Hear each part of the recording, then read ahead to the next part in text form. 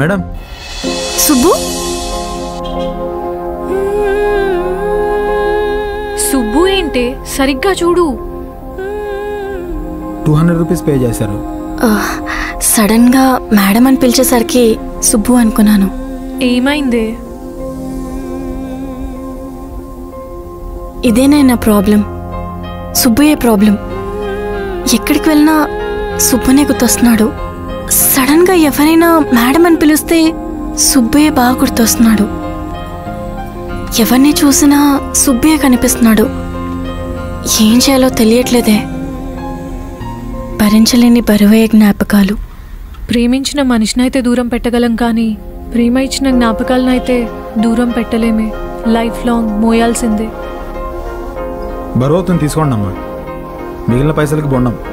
ఊరికి మీ డబ్బులేం వద్దు మేడం. పద. పాప ఎక్కడ పోయింది?